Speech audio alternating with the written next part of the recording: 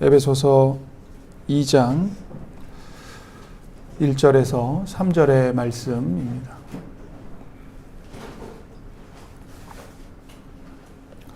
다 찾으신 줄 알고 제가 받들어 읽겠습니다.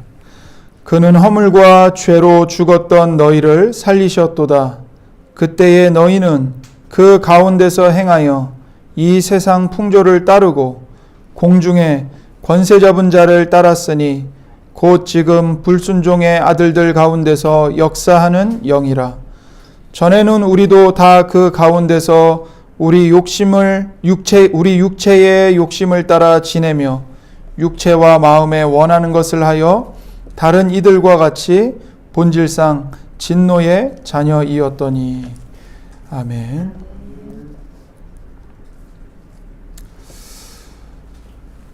바울 사도는 본문에서 인간에 관한 성경의 교리와 관점을 요약하고 있습니다. 우리는 성경이 사람에 대해서, 인간에 대해서 뭐라고 말씀하고 있는지를 잘 새겨 들어야 합니다. 사람이 어떤 존재인지를 알아야 우리의 인생을 바르게 세워갈 수 있고, 세상 사람들이 그렇게 추구하는 행복한 삶, 그리고 의미 있는 삶, 그런 삶을 살아가려면 성경을 통해서 나는 누구인가, 사람은 어떤 존재인가를 교훈을 받아야 합니다. 그래서 사도 바울은 사람에 관해서 4가지 요점을 지금 말하고 있습니다. 첫 번째는 사람은 죄와 허물로 인해 죽은 상태에 있다는 것입니다. 그리고 두 번째는 사람이 왜 그렇게 죄와 허물로 인해 죽게 되었는가, 왜 그런 상태에 빠졌는가를 설명합니다.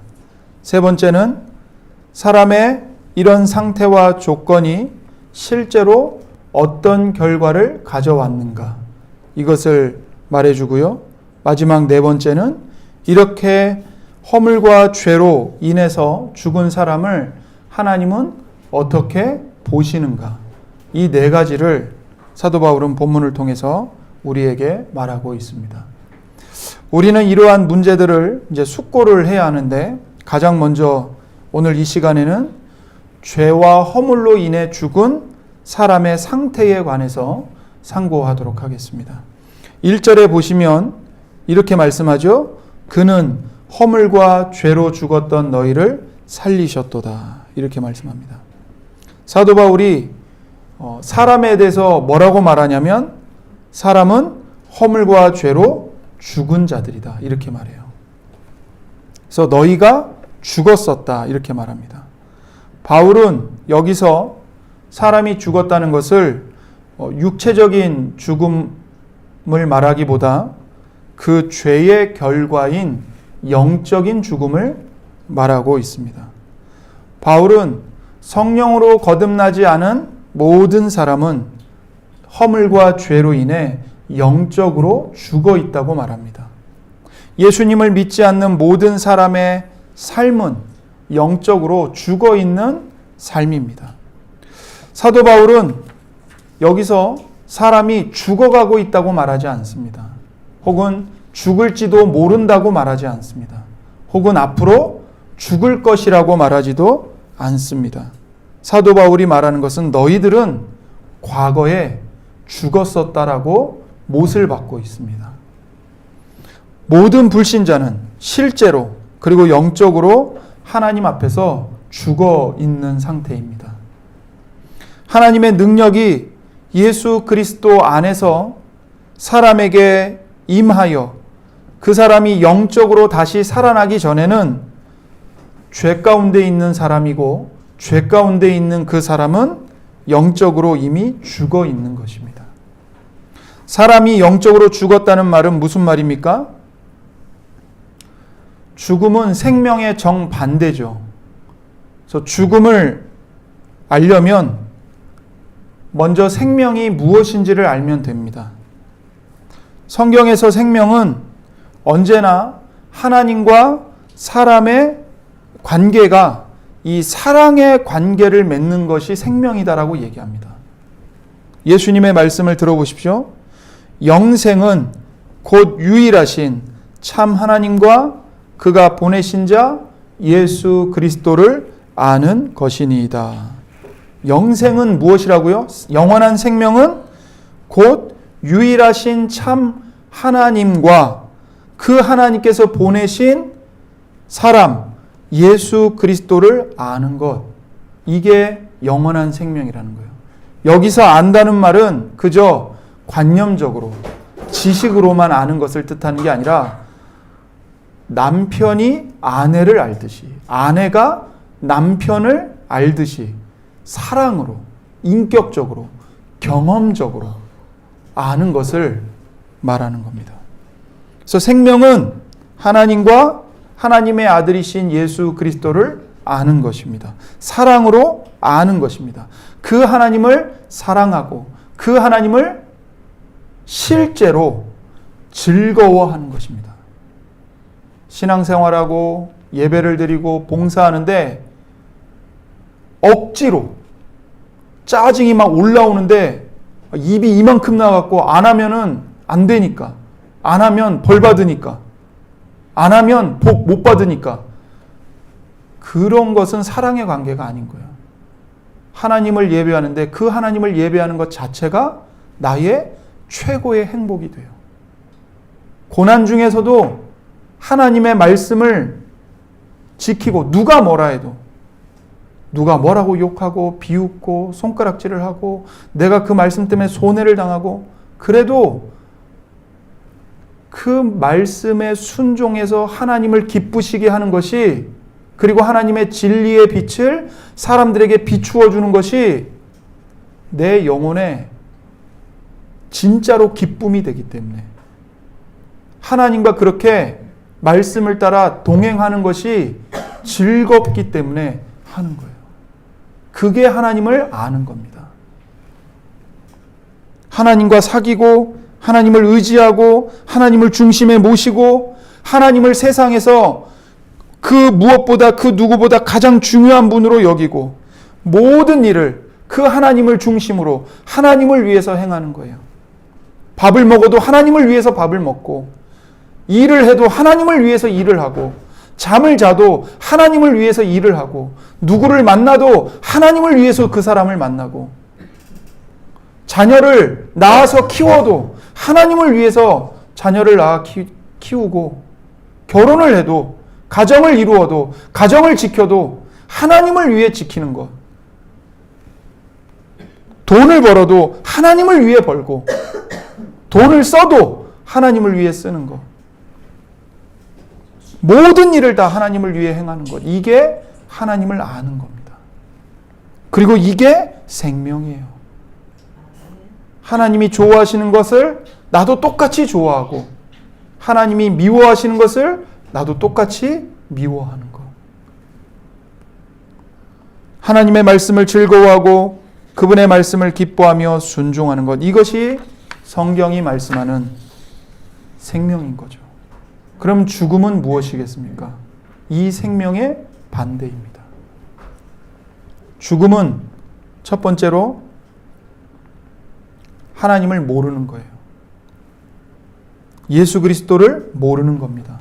하나님과 예수 그리스도를 조금도 인식하지 못합니다. 시편 14편 1절에 어리석은 자는 그의 마음에 이르기를 하나님이 없다 하는도다. 그들은 부패하고 그 행실이 가증하니 선을 행하는 자가 없도다. 어리석은 사람은 그의 마음에 어떤 생각을 가지고 살아갑니까? 하나님은 없다. 그러니까 그가 보고 해석하고 선택하고 어떤 일을 하는 동기와 목적, 그 모든 것에, 삶의 전 영역에 어떤 생각을 가지고 살아가요? 하나님은 없다. 그러니 다 자기 마음대로 하는 거죠. 하나님의 주인 되심을 인정하지 않으니까 내가 주인이 되는 거고, 내가 주인이 되어서 모든 것을 내 기준으로 선과 악을 판단하는 겁니다. 이것이 죄 아래에서 이미 죽어 있는 사람의 상태입니다. 그래서 아무리 귀여운 갓난아기가 태어나도 그 아기는 본성적으로 하나님은 없다는 생각을 가지고 태어납니다.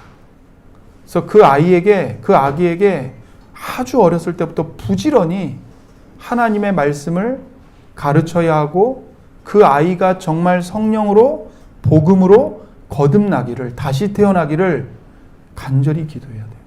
그 일을 하지 않고 그냥 아이를 그냥 가만히 놔두면 그 아이는 하나님은 없다는 이 무신론의 사상이 그 아이의 마음을 완전히 지배하게 되고 그 아이의 삶을 완전히 지배하게 됩니다.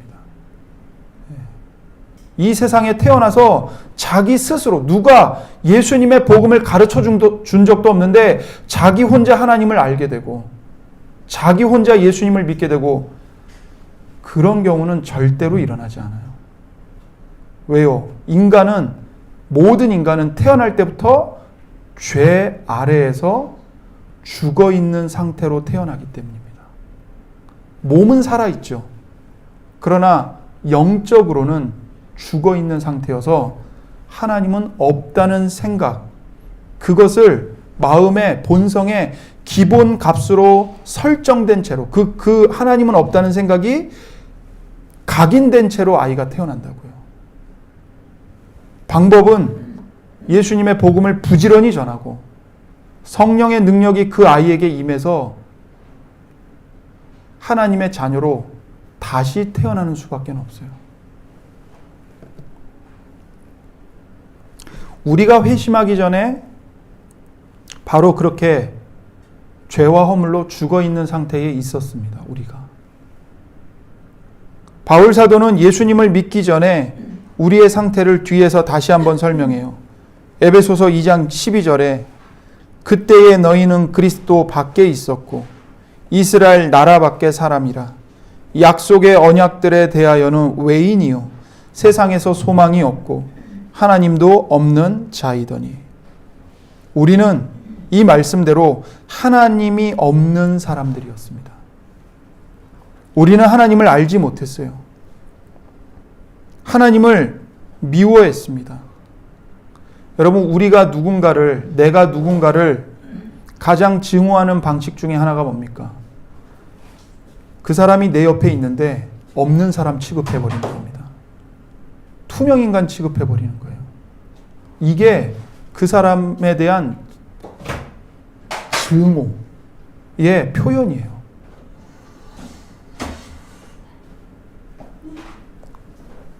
그의 존재 자체를 아예 부정해버리는 거죠. 투명인간 취급하면서 완전히 무시해버리는 겁니다. 우리가 하나님을 그렇게 대했다고요. 엄연히 하나님이 살아계시고 우리가 날마다 아침마다 눈을 뜨고 매 순간 코로 숨을 들이마시고 내쉬고 심장이 뛰고 이 모든 게 하나님께서 값없이 조건 없이 생명을 공급해 주시고 살아갈 수 있는 공기와 햇빛과 물과 양식과 이런 것들을 끊임없이 공급해 주셔서 그것을 내가 언제 값을 치른 적이 없어요. 내가 햇빛을 받으면서 하나님께 햇빛 받은 만큼의 값을 지불한 적이 없다고요. 다 공짜로 받은 거예요. 은혜로. 근데 그렇게 은혜로 받으면서 내가 어떻게 했다고요? 하나님을 아예 투명인간 취급했다고요. 그것만큼 하나님에 대한 멸시와 증오와 모독이 어디 있습니까? 우리가 그렇게 했고 지금 성령으로 거듭나지 않은 모든 사람들, 죄와 허물로 죽어있는 모든 사람들이 다 그렇게 하나님을 없는 존재로 취급하면서 하나님을 모독하며 살아가고 있다고요. 이것이 허물과 죄로 인해 죽어있는 사람의 상태입니다.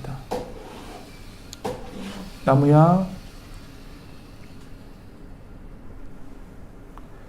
하나님을 알지 못하는 것, 하나님을 인식하지 못하는 것. 하나님의 능력과 성령으로 거듭난 성도는 하나님을 아는 사람입니다. 하나님을 안다는 것은 아까도 말씀드렸지만 하나의 정보나 개념이나 지식으로만 아는 것이 아니라 살아계신 하나님과 인격적인 사귐을 갖고 인격적인 교감을 갖고 하나님의 통치에 순복하며 즐거워하는 거예요. 하나님은 죽은 하나님이 아니십니다. 우리의 관념 속에만 존재하는 그런 하나님이 아닙니다. 하나님은 실제로 살아계시고 우리는 그 하나님의 얼굴 앞에 서 있는 겁니다. 말 그대로 코람데오예요. 하나님 앞에서. 코람 앞에서 데오 하나님. 하나님 앞에서. 살아계신 하나님이십니다. 그 하나님은 오늘도 살아계셔서 온 우주의 역사, 전 인류의 삶을 주관하고 계시고 하나님의 기쁘신 뜻대로 다스리고 계시고 섭리하고 계십니다. 성도는 이러한 하나님을 사랑하고 이러한 하나님과 사귀면서 이런 하나님과 동행하며 그 하나님을 의지하여 사는 사람입니다. 하나님의 권능이 우리 속에 활동하고 성령께서 우리 안에 역사하셔서 사람이 거듭나게 되면 우리는 영원한 생명으로 하나님을 사랑하며 사귀게 되는 것이죠. 두 번째로 허물과 죄로 인해 죽어 있는 사람은 영적인 일이나 영적인 생명에 관해서 하나도 알지 못합니다. 로마서 8장 5절에 육신을 따르는 자는 육신의 일을, 영을 따르는 자는 영의 일을 생각하나니 이렇게 말씀해요. 육신을 따르는 사람은 허물과 죄로 인해 죽어 있는 상태에 있는 사람을 가리킵니다. 그 육신을 따르는 사람은 뭐만 생각한다고요? 육신의 일들만 생각해요. 성령님이 하시는 일에 대해서는 아무것도 알지를 못합니다. 그리고 아무 관심이 없어요. 성령으로 거듭나지 않은 사람은 영적인 일에 대해서 아무것도 알지 못합니다. 성령께서 하시는 일이 무엇인지 알고 싶어 하지도 않아요. 허물과 죄로 죽어 있는 사람에게는 하나님의 말씀이 매우 지루하게 들립니다. 성경을 하나씩 이렇게 강설해 가는 것이 그 사람에게는 매우 지겨운 거예요. 영화나 소설이나 연예인 소식이나 뉴스는 지루한 줄을 모르죠. 그러나 성경 말씀은 못 견딥니다. 영혼에 관한 이야기, 생명과 죽음과 인생의 의미, 하나님과 예수님에 관한 이야기, 이것들을 즐거워하지 않습니다. 그 안에 생명이 없고 죽어 있기 때문에 그런 거예요. 사람들은 세상 일에만 관심을 갖습니다. 먹고 마시는 것, 더 풍족한 삶을 누리는 것, 거기에만 관심을 갖죠. 외모에만 관심을 갖습니다. 사람들이 무슨 일을 했는가에만 관심을 갖습니다. 그의 관심을 끄는 것은 오로지 이 땅의 일들이에요. 하나님에 관해서는 아무 관심이 없습니다. 왜 그렇습니까? 허물과 죄로 인해 죽어 있기 때문인 거죠. 하나님의 생명을 조금도 가지고 있지 못하기 때문입니다. 그들은 하나님의 말씀을 지루해할 뿐만 아니라 적극적으로 반대하고 미워합니다. 로마서 8장 7절에 육신의 생각은 하나님과 원수가 되나니 이는 하나님에 굴복하지 아니할 뿐만 아니라 할 수도 없음이라. 물론 그들도 종교를 좋아할 수 있어요. 허물과 죄로 죽어 있는 사람들도 종교를 갖습니다. 그러나 그들이 좋아하는 종교는 살아계신 하나님이 아닙니다. 자기 마음대로 조종할 수 있는 종교입니다. 내 마음에 좋아하는 말을 들려주는 종교. 그런 종교는 좋아하죠. 하지만 살아계신 하나님은 미워합니다. 만유를 창조하시고 다스리시고 죄를 벌하시고 죄를 벌하시면서도 은혜를 베푸시는 진리이신 하나님은 원수로 여기고 혐오합니다. 육신의 생각은 하나님과 원수가 되나니. 육신의 생각은 하나님과 원수가 될 수밖에 없어요. 그래서 하나님의 법에 굴복할 수 없습니다. 그리고 굴복하지도 않습니다. 그래서 허물과 죄로 죽어있는 종교인은 교회에 와서 종교 생활은 열심히 할 수 있습니다. 그러나 그들의 삶은 하나님의 생명이 없고 하나님의 사랑의 법에 순종하지 않습니다. 교회 생활은 열심히 하지만 정작 삶에서는 이웃을 사랑하는 삶도 없고 법을 지키지도 않고 선을 행하지도 않는 죽은 자의 삶을 사는 것입니다. 구약시대 교회였던 이스라엘이 하나님을 떠났을 때 이런 현상이 나타났어요. 이스라엘은 수많은 제물로 하나님께 제사를 열심히 드렸습니다. 안식일, 절기 열심히 모였고요. 정말 어마어마한 양과 소로 하나님께 제물을 바쳤습니다. 그러나 그들을 향해서 하나님이 어떻게 말씀하십니까?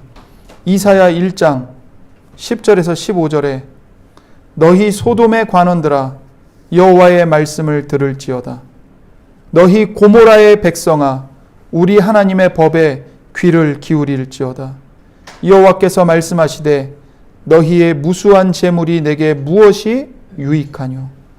나는 순양의 번제와 살찐 짐승의 기름에 배불렀고 나는 숫송아지나 어린 양이나 순염소의 피를 기뻐하지 아니하노라. 너희가 내 앞에 보이러 오니 이것을 누가 너희에게 요구하였느냐? 내 마당만 밟을 뿐이니라. 헛된 재물을 다시 가져오지 말라. 분향은 내가 가증히 여기는 바요. 월삭과 안식일과 대회로 모이는 것도 그러하니 성회와 아울러 악을 행하는 것을 내가 견디지 못하겠노라. 내 마음이 너희의 월삭과 정한 절기를 싫어하나니 그것이 내게 무거운 짐이라. 내가 지기에 곤비하였느니라. 너희가 손을 펼 때에 내가 내 눈을 너희에게서 가리고 너희가 많이 기도할지라도 내가 듣지 아니하리니. 하나님께서 쉬지 않고 제사를 드리는 이스라엘을 향해서 뭐라고 말씀하십니까? 너희는 소돔의 관원들이다. 고모라의 백성들이다. 무슨 말씀이죠? 창세기에 소돔과 고모라의 죄가 하나님 앞에 차고 넘쳐서 하나님이 유황불로 심판하셨잖아요. 그들과 너희가 다를 바가 없다는 거예요. 너희들이 나한테 양도 가져오고 순양도 가져오고 소도 가져오고 그 살찐 짐승의 기름을 나한테 주고 내가 거기에 배가 불러갖고 내가 토하고 싶다. 내가 역겹다. 이렇게 말씀하십니다. 너희들 안 모였으면 좋겠다. 너희들 교회 안 왔으면 좋겠다. 이렇게 말씀하시는 거예요. 너희가 아무리 나한테 손을 펴도 내가 눈을 감을 것이고 너희가 아무리 나한테 기도해도 내가 듣지 않을 것이다. 왜 이렇게 무서운 말씀을 하실까요? 그 이유가 뭡니까? 15절부터 17절에 그 이유가 나옵니다. 이는 너희의 손에 피가 가득함이라.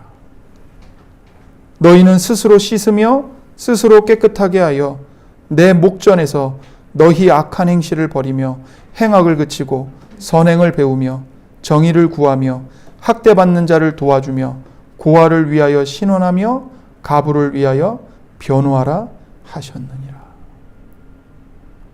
그들이 그렇게 제사와 제물을 많이 드리는데 그들의 손에 뭐가 가득해요? 이웃 사람의 피가 가득한 겁니다.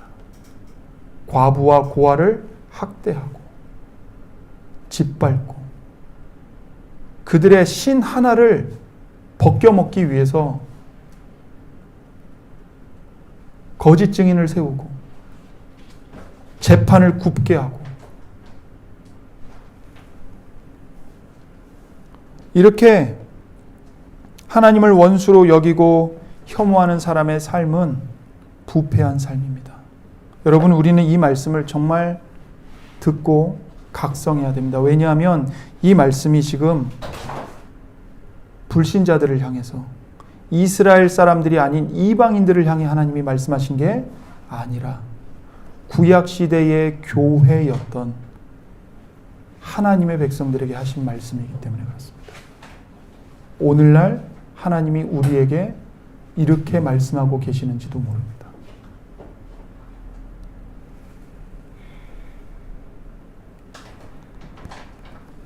허물과 죄로 죽어있는 종교인의 삶은 부패해 있습니다. 하나님은 하나님의 백성에게 거룩함을 요구하십니다. 레위기 11장 45절에 나는 너희의 하나님이 되려고 너희를 애굽 땅에서 인도하여 낸 여호와라. 내가 거룩하니 너희도 거룩할지어다. 내가 거룩하니 너희도 거룩할지어다. 그러나 허물과 죄로 죽어있는 사람은 하나님의 생명이 없기 때문에 이 본성 전체가 부패해 있어요. 썩어 있어요. 여러분, 바다에서 이렇게 낚시를 하잖아요.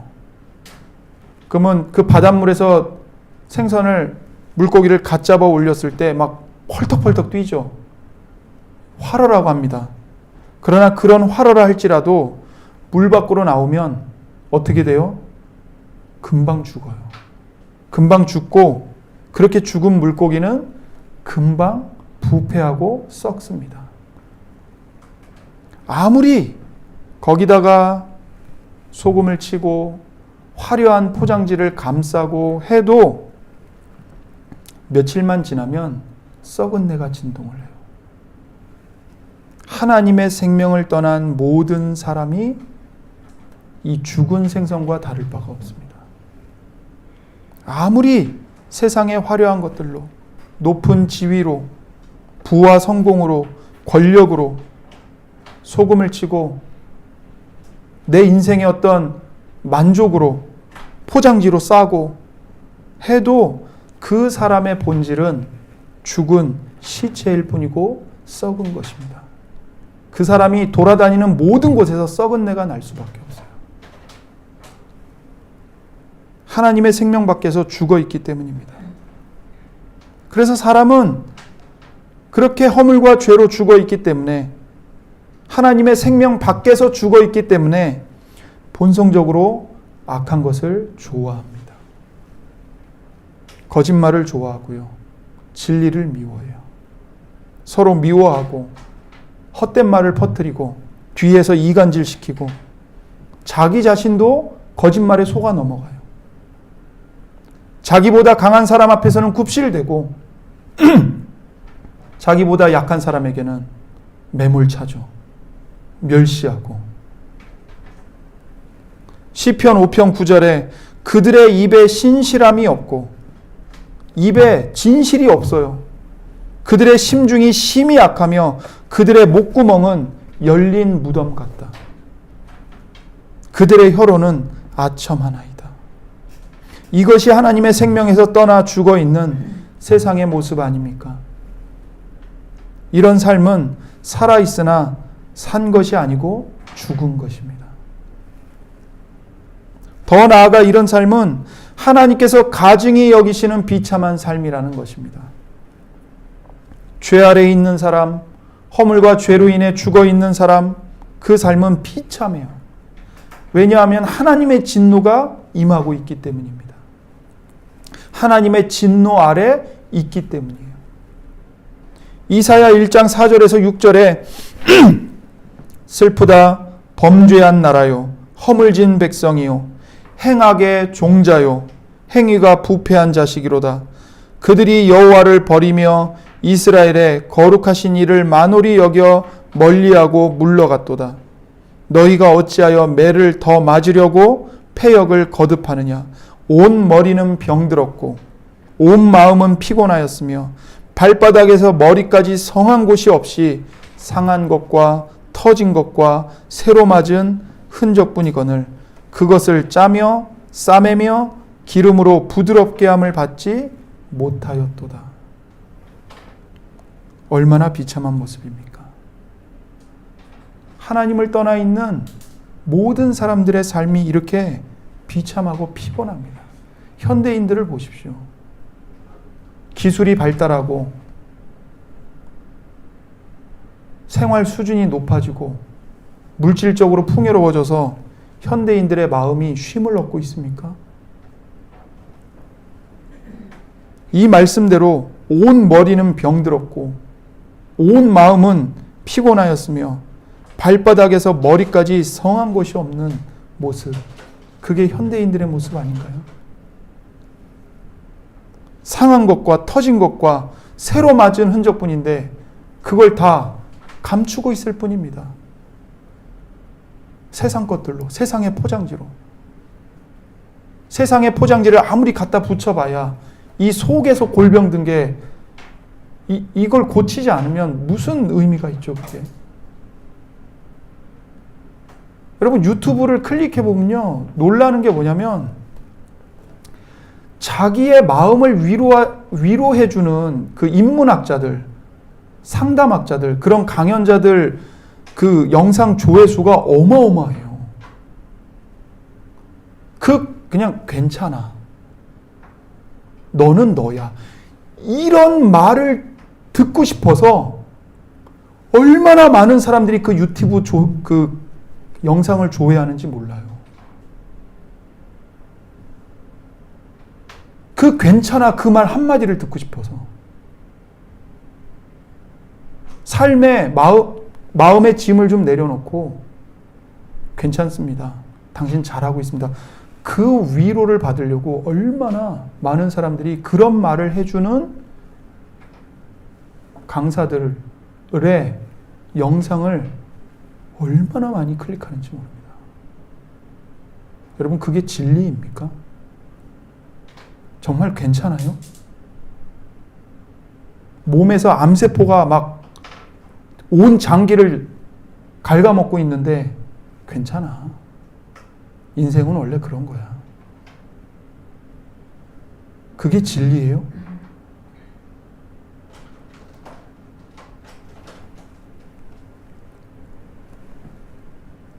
하나님을 떠나 있으면서 나는 행복하다고 느끼는 그 사람은 그리스도인이 아닙니다. 현대인들이 왜 그렇게 괴로워하고 자기 마음을 위로해주는 사람들을 찾아서 돌아다니고 그런 영상들을 왜 그렇게 목매달면서 볼까요? 아무리 물질적으로 풍요로워도요, 이 영혼의 문제가 해결이 안 되는 거예요. 이 영혼의 문제는 어디서 오는 걸까요? 죄와 허물로 죽어 있기 때문인 거예요. 예수님을 만나야 돼요. 그 예수님도 괜찮습니다. 하나님이 당신을 사랑합니다. 그런 가짜 예수 말고 하나님이 얼마나 의로우신 분이며 우리의 죄가 하나님을 얼마나 모독했으며 그 우리에게 쏟아져야 할 하나님의 진노가 얼마나 어미로운 진노인지를 정확하게 가르쳐주는 예수님. 그런데 너희들에게 쏟아부어져야 할 그 하나님의 진노와 의로운 심판, 지옥의 저주를 내가 너희들을 대신하여 다 받았다. 진짜 복음, 진짜 율법을 가르쳐 주시는 예수님. 십자가에 못 박힌 그리스도. 그분을 만나야 되는 겁니다.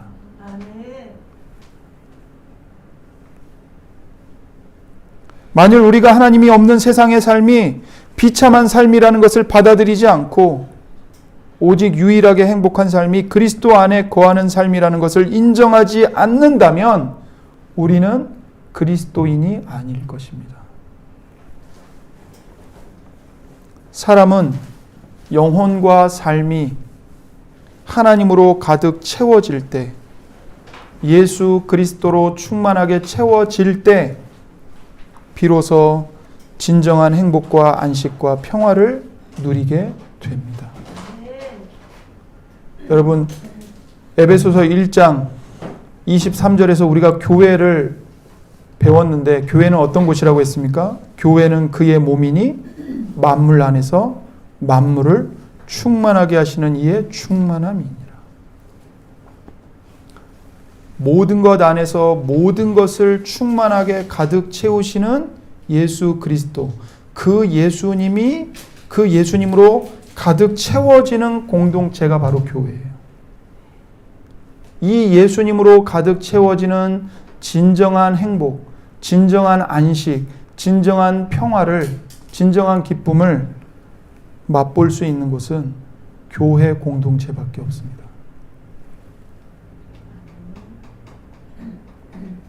타락한 아담 안에서 사람은 죄로 인해 하나님과 관계가 파괴되었어요.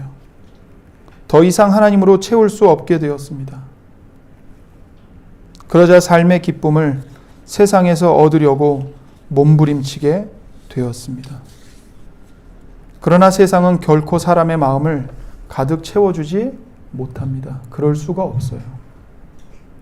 평생 써도 다 쓰지 못할 정도로 재산을 모은 사람에게 어떤 사람이 물어봤습니다. 도대체 재산을 얼마나 더 모으셔야 만족하시겠습니까? 그러자 그 사람의 대답이 뭐였냐면 조금만 더 있으면 만족하겠다. 이거였어요. 사람의 욕심은 끝이 없습니다. 조금만 더 가지면 만족할까요? 아니요. 사람은 죽을 때까지 조금만 더를 외치다가 죽는 거예요.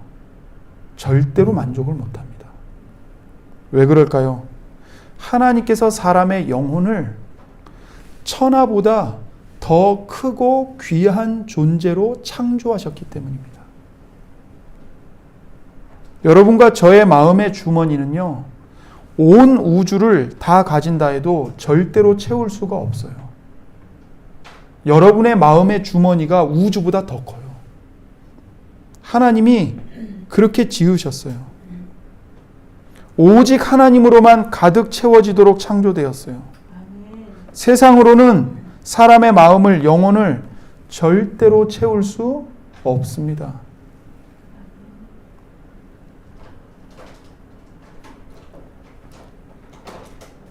그 증거가 무엇입니까?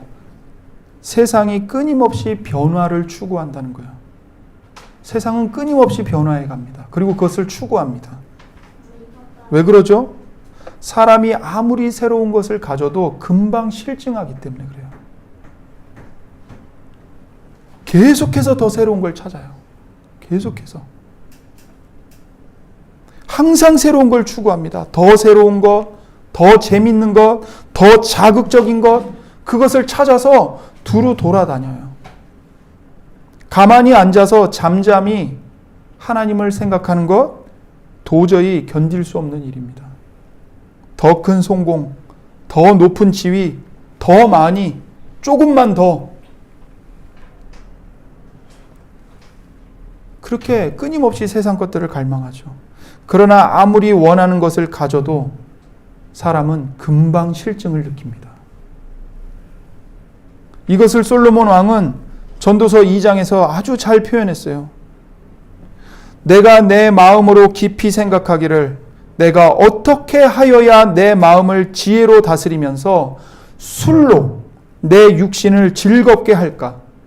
또 내가 어떻게 하여야 천하의 인생들이 그들의 인생을 살아가는 동안 어떤 것이 선한 일인지를 알아볼 때까지 내 어리석음을 꼭 붙잡아 둘까 하여 나의 사업을 크게 하였노라. 내가 나를 위하여 집들을 짓고 포도원을 일구며 여러 동산과 과원을 만들고 그 가운데에 각종 과목들을 심었으며 나를 위하여 수목을 기르는 삼림에 물을 주기 위하여 못들을 팠으며 남녀 노비들을 사기도 하였고 나를 위하여 집에서 종들을 낳기도 하였으며 나보다 먼저 예루살렘에 있던 모든 자들보다 내가 소와 양떼의 소유를 더 많이 가졌으며 은과 금과 왕들이 소유한 보배와 여러 지방의 보배를 나를 위하여 쌓고 또 노래하는 남녀들과 인생들이 기뻐하는 첩들을 많이 두었노라. 내가 이같이 창성하여 나보다 먼저 예루살렘에 있던 모든 자들보다 더 창성하니 내 지혜도 내게 여전하도다. 무엇이든지 내 눈이 원하는 것을 내가 금하지 아니하며 무엇이든지 내 마음이 즐거워하는 것을 내가 막지 아니하였으니 이는 나의 모든 수고를 내 마음이 기뻐하였습니다. 이것이 나의 모든 수고로 말미암아 얻은 몫이로다. 솔로몬이 왕이 되어서 어떻게 하면 인생을 즐겁게 할까? 내가 어떻게 하면 인생에서 최고의 행복을 맛볼 수 있을까 해서 솔로몬 왕이 안 한 게 없어요. 내 눈에 보기 좋고 마음에 드는 거 다 가져봤고 내 마음에 좋은 거 하나도 막지 않고 가져올 수 있는 건 다 가져와 보고 농사, 뭐 처첩을 두는 거, 성을 짓는 거, 노비도 어마어마하게 가져보고 그렇게 다 가져봤지만 그 결과가 무엇입니까? 전도서 2장 11절입니다. 그 후에 내가 생각해 본즉 내 손으로 한 모든 일과 내가 수고한 모든 것이 다 헛되어 바람을 잡는 것이며 해 아래에서 무익한 것이로다. 내가 내 육신을 즐겁게 하고 내 마음을 만족시키기 위해서 안 해본 일이 없다. 내가 안 해본 사업이 없다. 내가 할 수 있는 건 다 해봤다. 내가 가질 수 있는 거 다 가져봤다. 근데 그 결과가 뭐라고요? 내가 생각해 본즉 내 손으로 한 모든 일과 내가 수고한 모든 것이 다 헛될 뿐이다. 바람을 잡는 것과 다를 바 없다. 여기서 바람은 입김을 말합니다. 여러분 입에서 나오는 이 한숨, 이 입김, 그걸 잡을 수 있는 사람이 누가 있습니까? 사람이 해 아래서 행하는 모든 수고와 마음에 애쓰는 것이 무슨 소득이 있으랴. 일평생에 근심하며 수고하는 것이 슬픔뿐이라. 그의 마음이 밤에도 쉬지 못하나니 이것도 헛되도다. 사람이 하나님 없이 자기 인생을 의미 있게 하고 자기 인생을 가치 있게 하기 위해서 이 땅에서 하나님보다 앞서 달려가는 거 다 헛된 일입니다. 헛된 일이에요. 사람이 일평생에 근심하며 수고하는 것이 슬픔뿐이라고 말합니다.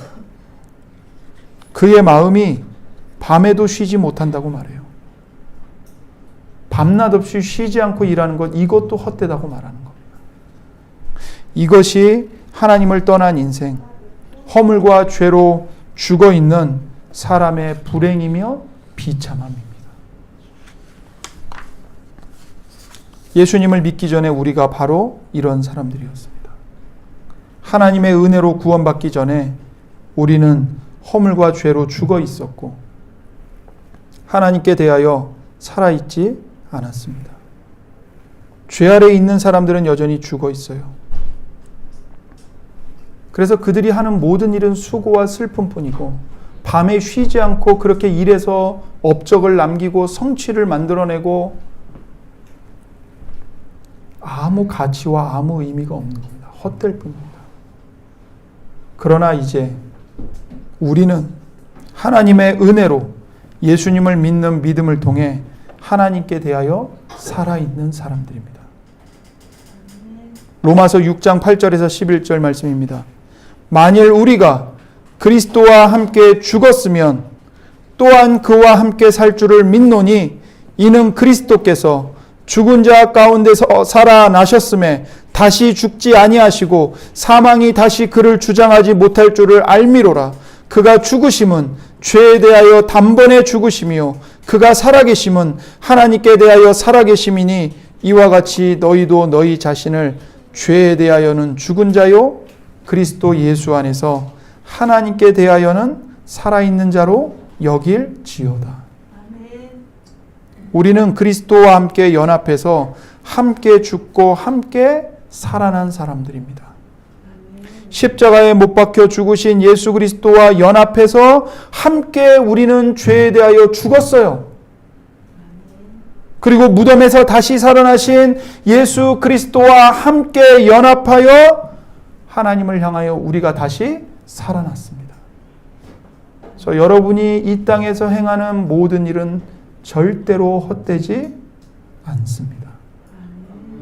하나님의 생명 밖에 있는 사람들은 그들이 아무리 인류를 위해 공헌하고 어떤 업적을 남기고 누구도 올라갈 수 없는 상아탑을 쌓는다 해도 다 그것은 하나님이 한번 부시면 날아가는 입김에 불과할 뿐입니다.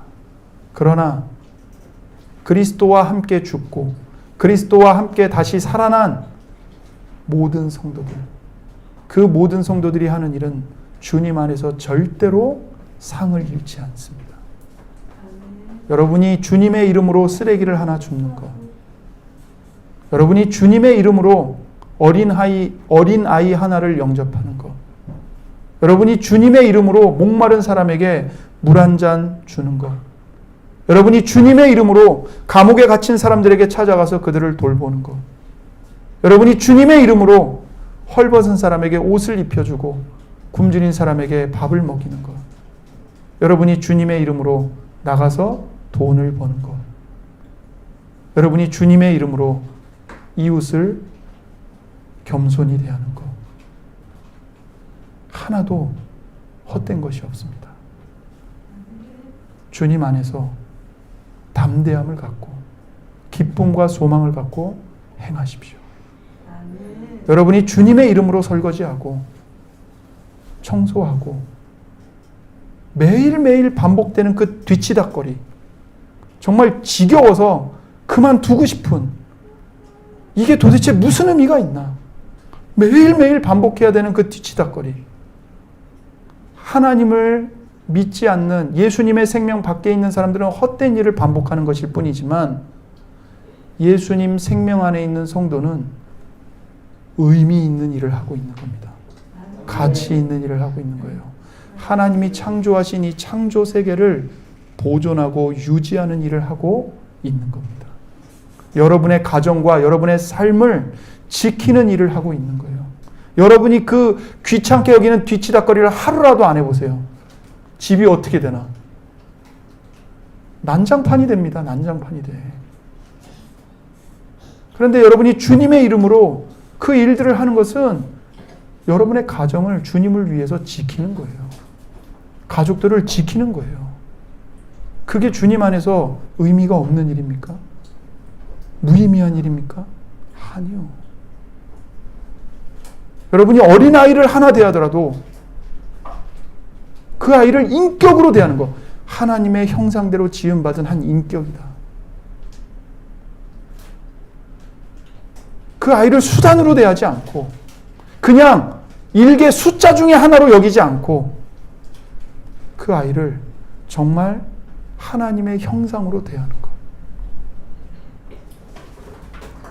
헛된 일이 아닙니다.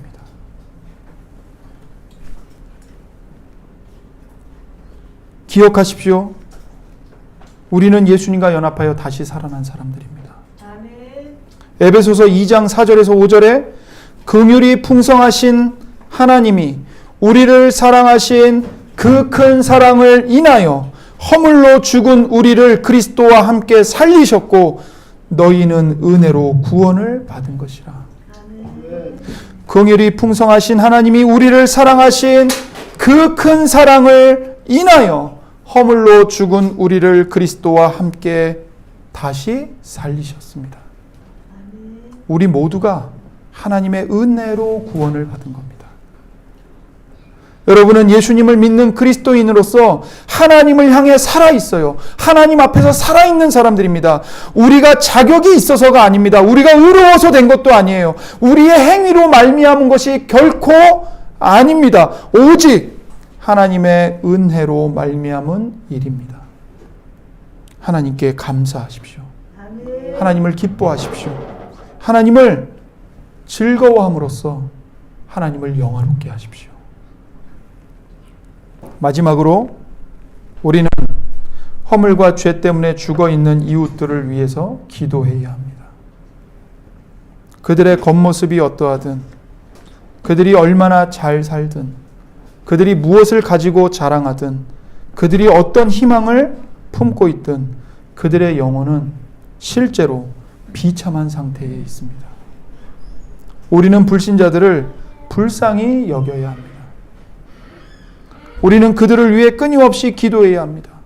하나님의 능력이 그들에게도 임하고 지혜와 계시의 영이신 성령께서 그들의 마음의 눈을 밝혀주셔서 그들도 우리와 함께 하나님의 부르심의 소망이 무엇이며 약속하신 기업의 영광의 부유함이 무엇이며 죄의 사슬을 끊어내는 하나님의 강력한 능력이 무엇인지를 알게 해달라고 간절히 부르짖고 기도해야 합니다.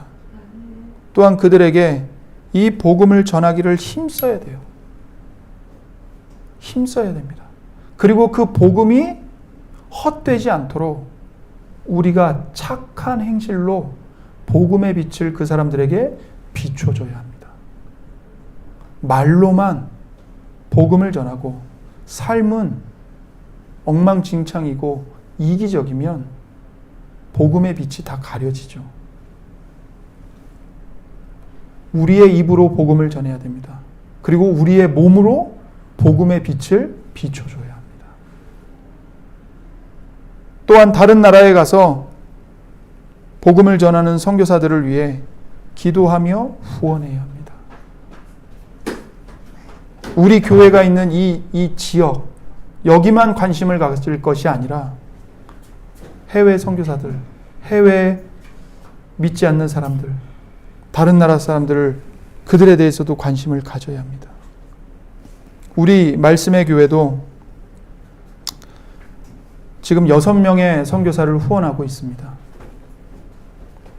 어떤 분들은 자립도 못한 개척교회가 무슨 선교사를 후원하냐, 자립부터 먼저 하고 해라, 이렇게 말하지만 하나님께서 우리를 교회로 불러주셨습니다. 사람이 많든 적든 자립을 했든 못했든 교회는 교회입니다. 교회는 교회로서 하나님이 마땅히 기뻐하시는 일을 해야 하는 것이죠.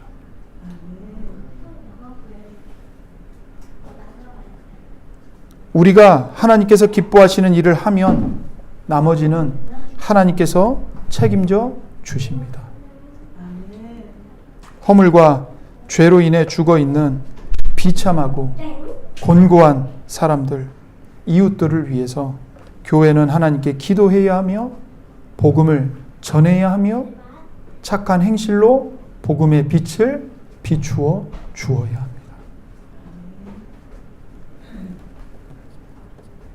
그렇게 세워져가는 말씀의 교회에 온 교우들이 되시기를 주님의 말씀으로 권면드립니다. 기도하겠습니다. 이 시간 주신 말씀을 붙잡고 함께 기도하겠습니다. 우리는 예수님을 믿기 전에 허물과 죄로 인해 죽어있던 자들이었습니다. 우리가 불신자들을 보면서 욕하고 손가락질 일이 아닙니다.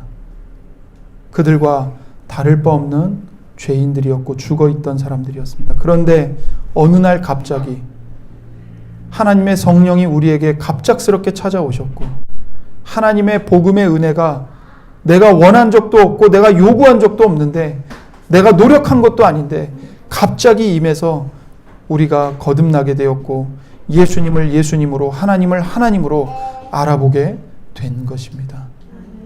이 시간 하나님께 감사하십시오. 그리고 여러분의 새로운 생명과 여러분의 일생을 이제는 하나님을 기뻐하며 하나님을 즐거워하며 하나님을 영화롭게 하는 삶을 살겠다고 하나님께 고백하시고 또 그것이 여러분과 저의 힘으로 되지 않음을 고백하고 하나님의 은혜를 간구합시다. 그리고 더 나아가 여러분 가족들, 여러분 주변의 이웃들, 그 영혼들의 구원을 위해서 이 시간 간절히 부르짖고 또 다른 나라에 나가서 복음을 전하는 선교사들을 위해서도 하나님 함께해 주옵소서. 함께 기도하겠습니다.